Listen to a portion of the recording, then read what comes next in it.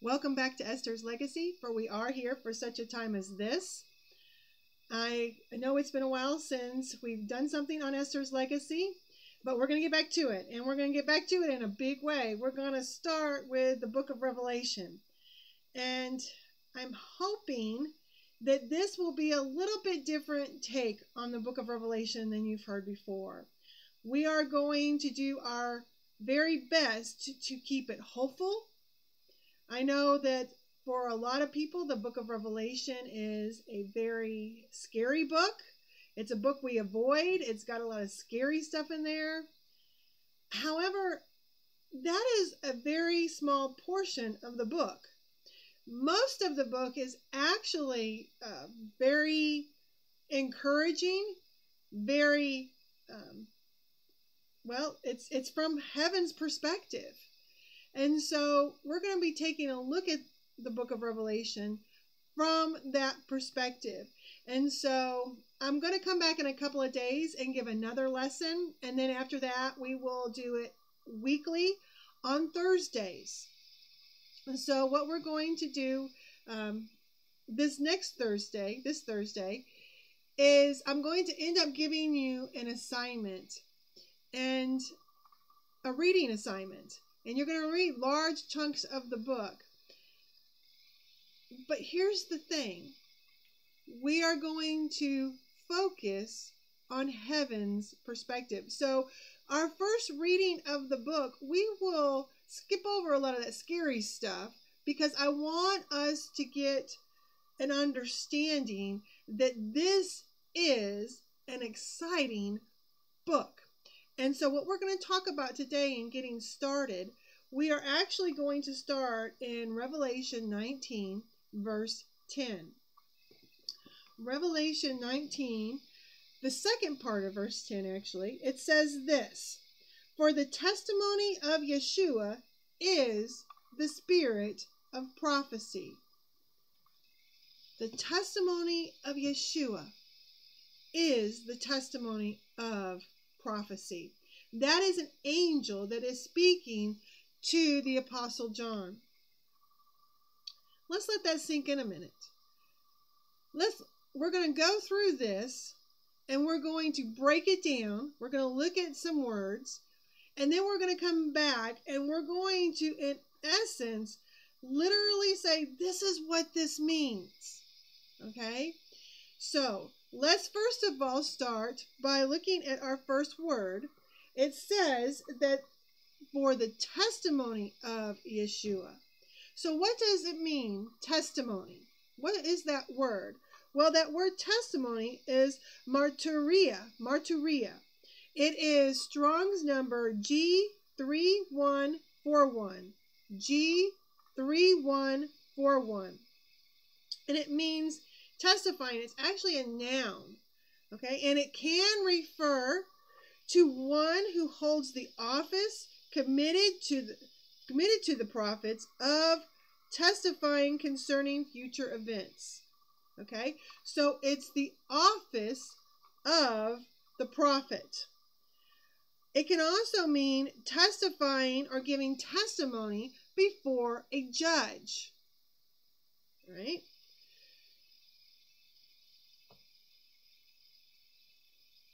I'm looking at something here. I want to look at a word that is actually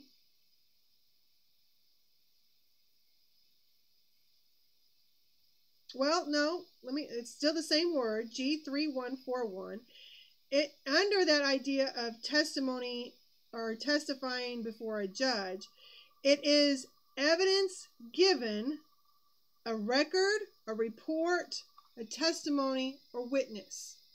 Okay?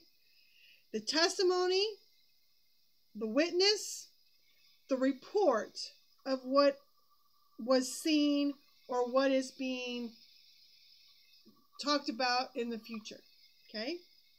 That is testimony. It has a root word, martis, and that is Strong's G144. Again, Strong's G144. And it is the witness himself, not the testimony, not the report, but the testimony, or the witness himself, the one who's given the testimony, in a legal sense, in a historical sense. And remember, we have to understand that both the prophets, remember, our first definition was about the office of the prophet.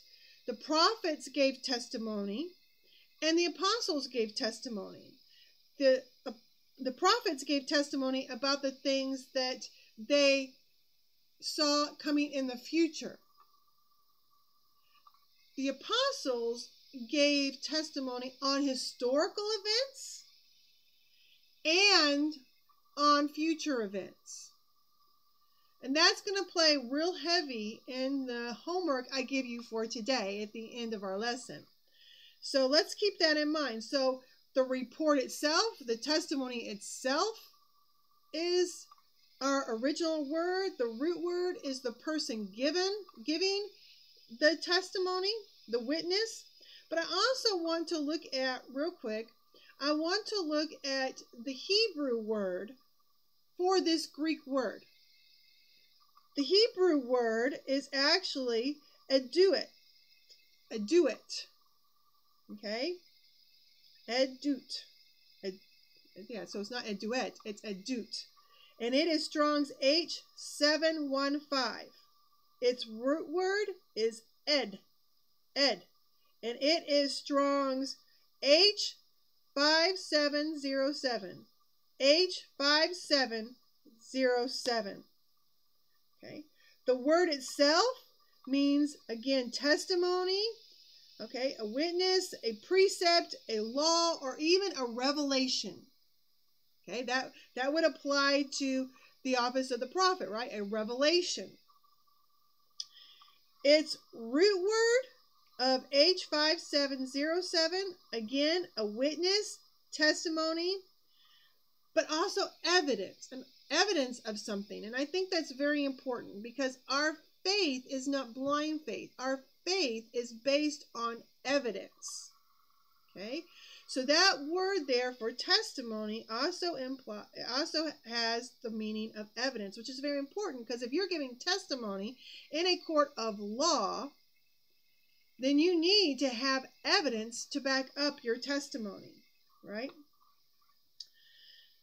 Now, there's a root word to that root word, and that root word is ood, and it is Strong's H5749, H5749, and it means to bear witness, but not just to bear witness once, but to bear witness, to say something again and again. That's going to become very important. So behind our word witness is that idea of evidence and that idea of saying something again and again. Okay? Giving revelation again and again.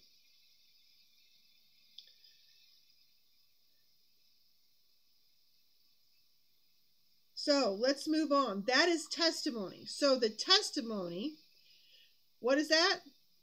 The evidence, the revelation, the testimony, the report, the bearing witness again and again of Yeshua is the spirit of prophecy.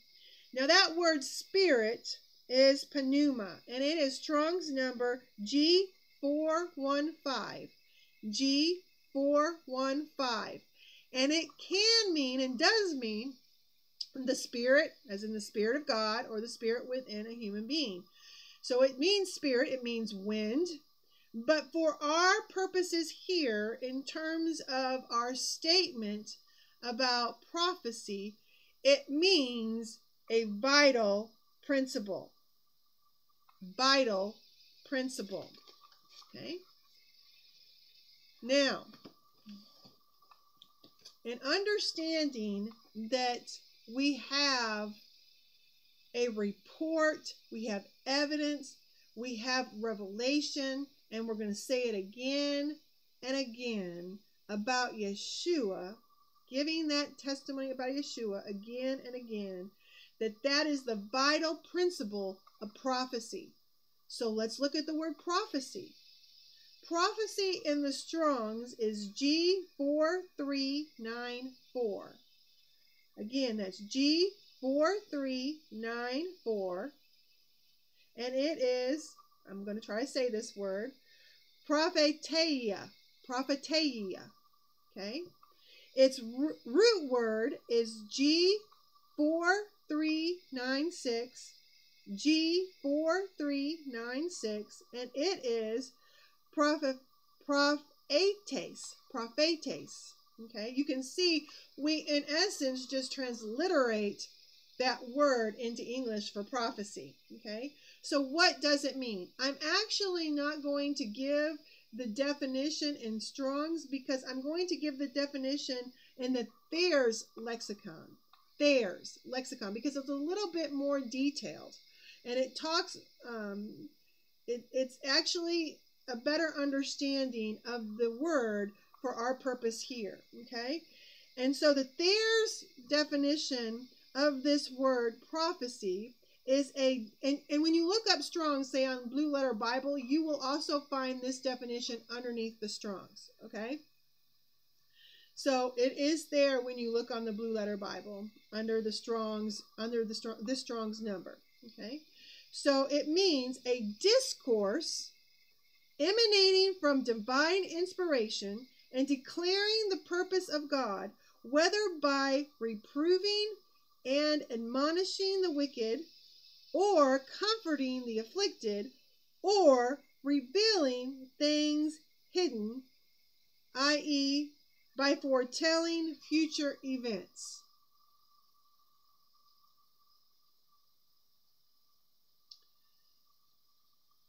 Let's break that down, because that is a very important definition. Prophecy is the speaking, the discourse, whether through speaking, whether through writing. It is the discourse, the saying again and again, right? The discourse, the saying that comes from divine inspiration. So from the Spirit of God. So it is that discourse that comes from the Spirit of God, and it is declaring, speaking or writing it down, the purpose of God. And in this case, it is about revealing things that are hidden. Revealing things that are hidden. So the Spirit of God is giving us a discourse declaring the purpose of God in the things which are hidden. And the things which are hidden. That's exciting to me, especially when we look at the very first two verses of Revelation. And we're not going to go any further today than those first two verses. So let's take a look at those first two verses, shall we? It says, "This is the revelation which God gave to Yeshua the Messiah, so that he could show his servants what must happen very soon. He communicated it by sending his angel to his servant John," also known as Yochanan. Verse 2, "Who bore witness," that's John, "who bore witness to the word of God and to the testimony of Yeshua the Messiah, as much as he saw." Okay, so here we have this revelation which God the Father gives to Yeshua. Okay, Yeshua the Messiah, and Yeshua is going to take that revelation and give it to the angel, and the angel is going to come and communicate it to John, so that he could show his servants what must happen very soon. But what must happen about what? This is the revelation which God gave to Yeshua. Some of your translations, this is the complete Jewish Bible. Some of your translations might say it's the revelation which God gave of Yeshua, the Messiah. So whether it is to Yeshua and Yeshua is giving it to his angel, and the angel is giving it to John, or it's a revelation of Yeshua that's given to Yeshua, that's given to the angel to give to John. That is very important because it is both of Yeshua and it is both to Yeshua, and Yeshua dispenses it. Okay? So, what do we have here?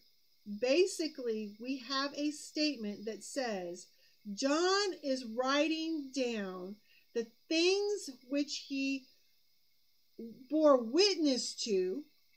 And what did he bear witness to? He bore witness to the Word of God, the written Word made flesh, the written Word being played out before his eyes, the written Word of the prophets, of Moses, the Torah, and the prophets and the writings, and of the testimony or the report or the evidence or the saying again and again the report or the testimony of Yeshua. Okay? This book is about the testimony of Yeshua.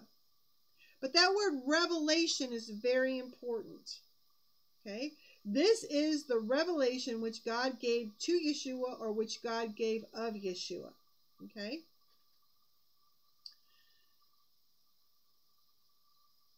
This is very important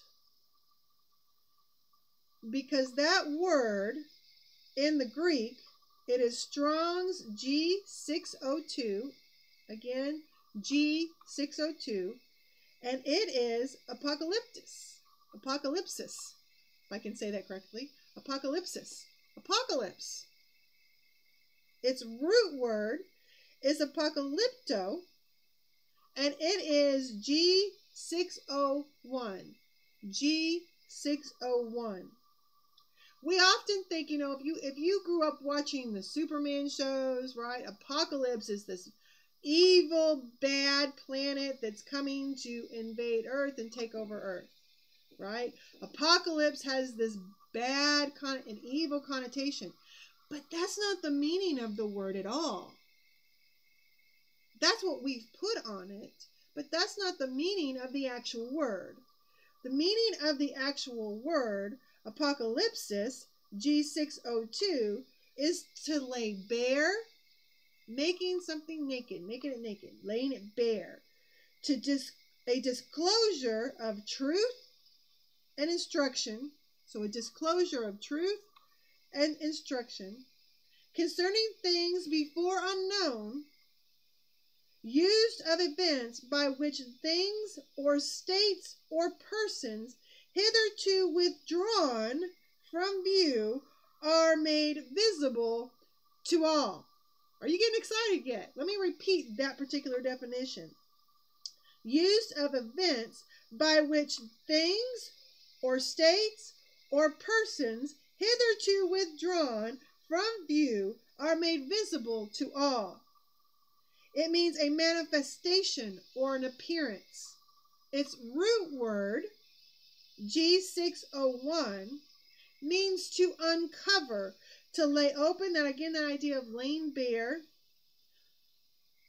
but to open, lay open what has been veiled or covered up. So what has been veiled or what has been withdrawn? Are you getting it yet? Who has been the one who has been withdrawn from our view? The person who has been withdrawn from our view, veiled from our sight, who is going to make an appearance. Is it not Yeshua? And then even ultimately at the end of the book, the Father comes to be with us. But this book is about the revelation or the appearance, the laying bare, the making visible to all, him who has been withdrawn from our view or veiled from our view. Revelation, the book of Revelation, is about the events by which Yeshua, the one who has been hidden from our view, which Yeshua the Messiah will be made visible to all. That is the theme of this book. It is not a theme of scary events or things that are going to take place. That's not the theme. Those things will happen. Yes, I don't want to say they're not, because they're obviously in the book. So those things are going to happen. However, they are not the purpose. They are not the focus. The focus of this book is about these things are going to take place, yes, but these things are going to take place in order to reveal Yeshua. Now, ladies, I'm going to compare it to something that most women are familiar with. I understand not all women are familiar with this, but most women are. And it's something that the Tanakh actually talks about when it talks about the coming of the kingdom. It refers to the coming of the kingdom as birth pains. Well, if you're having birth pains, you're going to be giving birth to something. Now, one thing that in having children that is very important to understand, even by women who have not had children, or even by men who, of course, have not had children, is that when you're going through the pregnancy, the idea of the labor that you know is at the end of the pregnancy is very scary. Nobody wants the pain. Nobody wants to go through all of the hard labor. Nobody wants that. So it's looming, it's there, and it's scary. You try not to think about it. Okay? However, toward the end of a pregnancy, when you're getting larger and the baby's getting bigger and it's getting harder physically to carry the baby, you get to this point of, I know I've got to go through the labor to get my baby. I'm not excited about the labor to get my baby. Yes, it's still scary. However, I'm ready to get it over with. Can we just get it over with? Because I'm ready to have my baby in my arms. I'm ready to kiss my baby on his or her cheek. I'm ready to have my child. Everything is ready. I'm ready. And you get to that point, and it's amazing what God does in getting a woman mentally, spiritually, emotionally to that point where she is actually ready to go through the labor so that she can have her child. Okay? When we look at the churches that are in Revelation and chapters 2 and 3, that is God getting his wife ready mentally, spiritually, even physically, getting her things in order so that she can be ready to birth the kingdom. Okay? To go through the labor.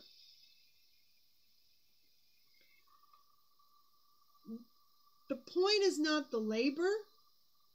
The point is the labor you just have to go through in order to get the child from the inside to the outside. The point is not the labor. The point is the child. So let's be very clear. The point of the book of Revelation, the point of even the tribulation, as scary as it is, as looming as it is, it's out there. We all know it's out there. But the point is not the labor. It's not the tribulation. The point is the kingdom on the other side. That is where we have to keep our focus. We have to keep our focus on the one who's going to be revealed, the one who's going to come through the clouds, the one who's going to send out his angels to gather us all together to himself, the one who will be king and sit on the throne of David, the one who is the Lion of Judah. We have to keep our eyes on Yeshua.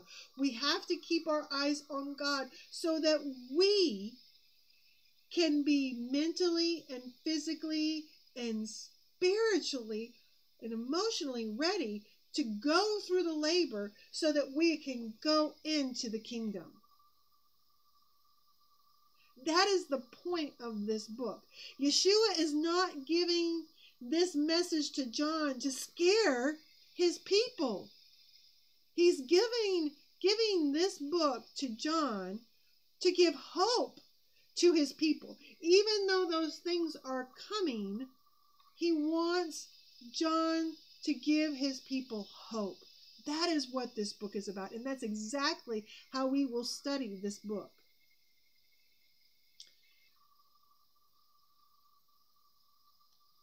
And I know that many of us, maybe all of us, are feeling that tension of that mother who's at the end of a pregnancy. That mother who's just, I know I've got to go through it, but I'm ready for my child. We're feeling that tension of the time is getting close. It's near. And so we're feeling that tension.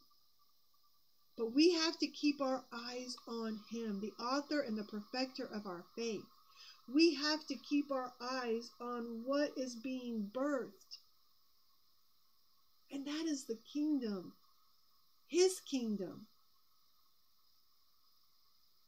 And if we do that, there is hope. There is encouragement. And there is even excitement about what is coming. Not the labor, but the kingdom. And that is how we will study this book. So I have some homework for you today. I want you to read John 5, verse 46. John 5, verse 46. 1 Peter 1, 10 through 12. 1 Peter 1, 10 through 12, 2 Peter 1, 16 through 21, 2 Peter 1, 16 through 21, and 1 John 1, 1 through 4. 1 John 1, 1 through 4. What did the prophets, what did the apostles, how were they testifying? How were they giving prophecy? These things are very important. So I want you to look at those verses. I want you to study those verses just to have them in mind as we go through this book about what is prophecy, about how the prophets and the apostles gave testimony, okay, and why they gave testimony. And we will start back on Thursday going through more of chapter 1 of Revelation. And then every subsequent Thursday after that, we will have a lesson. I hope this particular lesson to you, this introduction to the book of Revelation, has been exciting for you, has been encouraging to you, has been hopeful to you, and that you are now looking forward to even more to studying the book of Revelation more than you ever have before. Because we're going to study the perspective of heaven. We're going to study the coming of the kingdom. We're going to be looking at not just Revelation, but we're going to be going back to the Torah. We're going to be going back to the prophets. We're going to be looking at what they had to say about these events, because so many of these events actually are being repeated by John. Just from a different perspective. So we're going to be in the prophets quite a bit as well. So I hope y'all all have a wonderful and blessed day. Shalom.